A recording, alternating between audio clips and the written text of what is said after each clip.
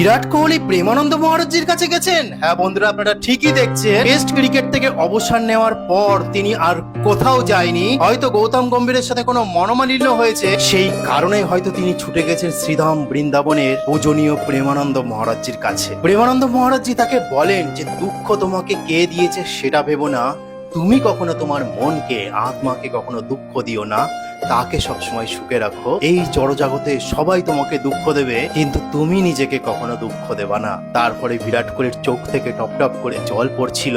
এত বড় একজন ক্রিকেটার, ভারতের অধিনায়ক ছিলেন, ইনস্টাগ্রামে তার এত মিলিয়ন মিলিয়ন ফলোয়ার, সারা পৃথিবী বিখ্যাত বিরাট কোহলি কার চরণে গেলেন? প্রেমানন্দ মহারাজজির চরণে গেছেন বন্ধুরা। এই সেই পূজনীয় প্রেমানন্দ মহারাজজি, যিনি মাত্র 13 বছর বয়সে মধ্যরাতে সমস্ত পিতা মাতা সংসারের মায়া ত্যাগ করে সন্ন্যাস গ্রহণ করেছিলেন। বারাণসীতে গঙ্গার তীরে বসে সাধনায়, ধ্যানে, আধ্যাত্মিক চেতনায় লিপ্ত হয়েছিলেন। এই পুণ্য ভারতভূমির মহাদেবের বারাণসীতে মা গঙ্গার তীরে তার দর্শন লাভ হয়। রাধা বল্লভ সম্প্রদায়ের শ্রী শ্রী হিত পূজনীয় গৌরাঙ্গী শরণজি মহারাজের সাথে তারপরে তিনি তার কাছ থেকে গুরুমন্ত্র দীক্ষিত হন। তারপর তিনি বৃন্দাবনে চলে আসেন। বৃন্দাবনে বট গাছ, অশ্বত্থ গাছের নিচে তিনি ধ্যানে লিপ্ত হয়েছিলেন, সাধনায় লিপ্ত হয়েছিলেন। দীর্ঘ ধ্যান সাধনার পর তিনি সেই রাধারানীর পূর্ণ রাসলীলা দর্শন করেছিলেন। তারপর থেকেই তিনি সারা পৃথিবীতে বিখ্যাত হতে থাকেন। বড় বড় ব্যবসায়ী, চাকরিজীবী মানুষরা তার কাছে ছুটে আসতে থাকে সমস্ত দুঃখ কষ্টের প্রশ্ন নিয়ে।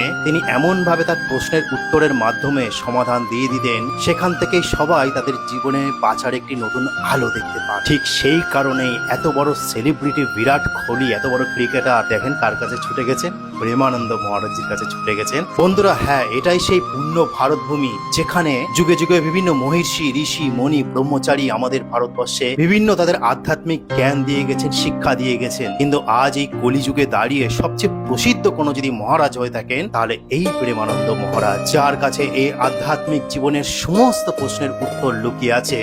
মনে হয় যেন স্বয়ং রাধা রানী তার সাথে সবসময় বিরাজমান থাকেন, আর তিনি সবসময় সেই রাধা রানীর চরণের সেবায় লিপ্ত থাকেন। তার দুটো কিডনি নেই, তা সত্ত্বেও তিনি মনে করেন তার এক পাশে রাধা রানী আছেন আর এক পাশে ভগবান শ্রীকৃষ্ণ আছেন। তো ওটা আজকে বলার ছিল। জয় প্রেমানন্দ মহারাজজির জয়। রাধে রাধে, হরে কৃষ্ণ।